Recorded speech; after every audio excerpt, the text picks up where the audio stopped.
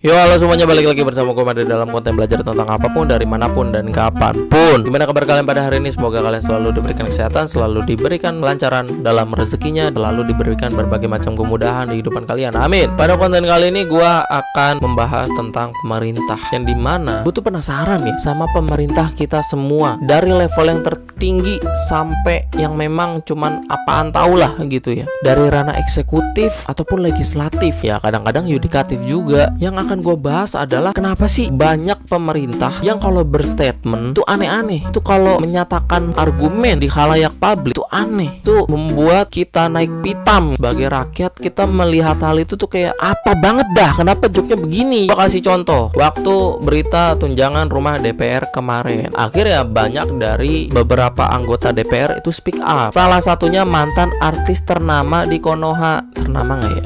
Enggak sih.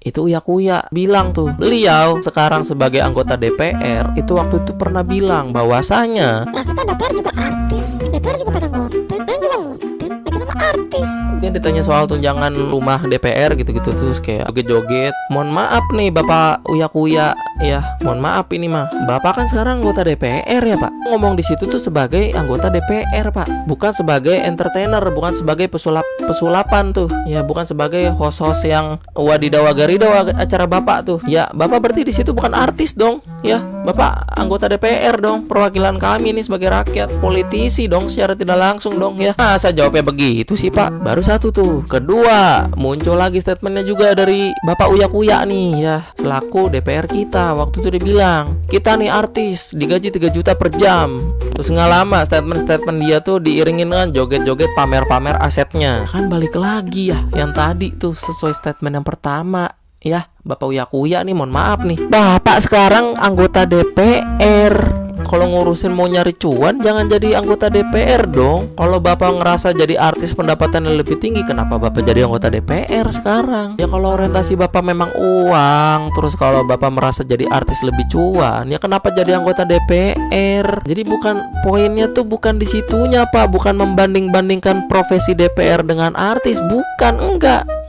Yang kita permasalahin waktu itu tuh adalah, emang layak anggota DPR digaji 3 juta per hari, dihitung-hitung sampai 100 jutaan per bulan dengan semua udah tunjangannya, emang layak? Kita highlight di situnya. Nih kok dia malah membahas tentang dunia entertainment dia pada saat itu. Nih ya, orang yang berbeda sekarang, dari wakil DPR langsung periode sekarang ya, di interview ya kan soal tunjangan rumah yang 50 juta. Beliau waktu itu bilang bahwasanya, kalau di sekitar sini kan ngontrak atau kita kos kan 3 juta per bulan, didapatkan 50 juta per bulan. Kalau kita 3 juta kita kalikan 26 hari kerja, berarti 78 juta per bulan. Padahal yang didapat cuma sekitar 50 juta per bulan. Nah, jadi mereka masih nombok lagi. tunjangan rumah 50 juta per bulan itu kurang. Kalau di situ mungkin kita masih bisa empati tuh ya kan, masih bisa simpati. Oh kurang ya Pak, emang kenapa kurangnya? Statement kedua muncul nih ya kan, justru kita malah nombok, kata dia begitu. Loh kok nombok? Dia berstatement awalnya bilang ya, kos-kosan di Jakarta itu rata-rata yang emang udah oke punya gitu, itu 3 juta per bulan. 3 juta per bulan, berarti kalau tunjangan rumahnya 50 juta per bulan, dia masih punya duit 47 juta tuh. Terserah tuh diapain lah. Tapi ya udah ngomong panjang kali lebar tuh, tiba-tiba dia ngoceh. Kenapa bisa nombok? Karena 3 juta per hari, 26 kerja, berarti berapa tuh hitung-hitungannya? Sekitar 78 juta. Nah berarti kan kita nombok. Bahkan sekelas Mas Jerim Polin yang matematikanya cerdas luar biasa ya, tuh bingung sama statement Bapak ini. Jadi maksudnya intinya tuh berapa sih? Masalahnya yang ngomong begitu wakil DPR, punya jabatan, punya power, punya knowledge, punya kognitif yang bagus. Tapi kok bisa berstatement begitu? Itu baru 2 tuh ya. Kayaknya kalau gue sebutin dari era masa sekarang aja deh ya, itu banyak banget. Tapi akan mempersingkat aja deh ya, dari beberapa contoh aja. Terus waktu itu ada berita bahwasanya ada anak yang keracunan MBG, makan bergizi gratis. Keracunan nih, keracunan. Statement pemerintahnya gimana? Ada yang bilang bahwasanya ya itu mah belum terbiasa. Saya juga dulu minum susu mencret. Ini maksudnya terbiasa apa nih? Terbiasa keracunan atau terbiasa makan enak? Maksudnya apa nih? Sumpama ada 2 kemungkinan ya. Kalau bapak ini bilang, misalkan yang pertama nih ngarahnya ke belum terbiasa makan makanan yang enak. Berarti dia mah belum terbiasa makan makanan enak gitu, ntar juga terbiasa. Lah, sekarang gini deh. Ya, sekarang gini. Kalau misalkan kita nih, gue tidak terbiasa makan makanan enak gitu. Terus dikasih makanan enak. Ya masa keracunan gue? Itu kan makanan enak. Prosedurnya jelas. Anggarannya besar. Gue bisa keracunan sama makanan enak, akan sangat amat kemungkinan, lebih masuk akal kalau makanannya misalkan nggak enak, nggak proper, sembarangan, baru gue bisa keracunan. Ini kan makanan enak yang sudah proper, yang sudah QC-nya sangat amat luar biasa gitu ya, sudah sangat amat dijaga kualitasnya. Ada anak keracunan, bapak-bapak pemerintah kita malah bilang, Dia mah belum terbiasa tuh. belum terbiasa apa masalahnya? Atau yang kedua, belum terbiasa apa nih keracunan maksudnya? Jadi maksudnya kita tuh harus terbiasa keracunan biar kebal racun begitu? Gimana sih? Agak paham dah gue tuh. Terus waktu itu ya lagi-lagi dari anggota DPR tuh waktu itu soal tunjangan rumah ini dan sebagainya. Pokoknya chaos kan, masyarakat tuh chaos di sosmed. Pokoknya bubarkan DPR, bubarkan DPR gitu-gitulah. Tiba-tiba ada salah satu statement anggota DPR tuh bilang bahwasanya, catat nih, orang yang cuman mental bilang bubarin DPR itulah orang tolol sedunia. ya gimana? Ya kan? Jujur gue bingung ya sama pemerintah kita. Gue yakin mereka tidak sebodoh itu. Mereka punya knowledge yang tinggi, gue yakin. Gue yakin punya tingkat kognitif yang bagus, pendidikan yang layak, makan enak tiap hari, fasilitas lengkap mewah gitu ya. Gue yakin mereka tidak bodoh. Mau eksekutif kek, mau legislatif kek, mau yudikatif gitu kan. Gue yakin mereka semua yang punya jabatan, punya power itu tidak bodoh.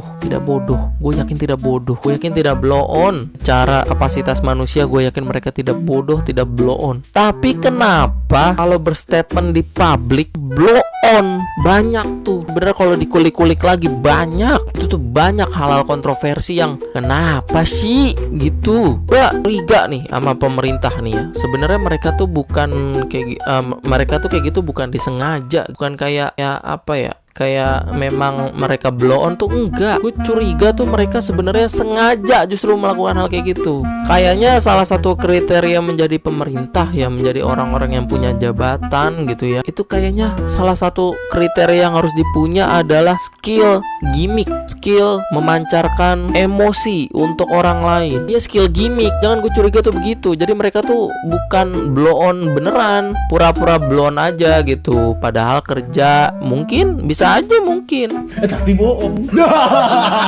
Jadi mungkin mereka tuh bisa aja menutupi segala macam kinerja mereka yang bagus-bagus, terus dilihatinnya yang blow-on. Masyarakat tuh bilang, wah ini pemerintah apa segala macam. Mungkin mereka tuh anti-hero, mungkin orang yang bisa melakukan kebaikan gitu, tapi ya udah nggak dianggap sebagai pahlawan gitu.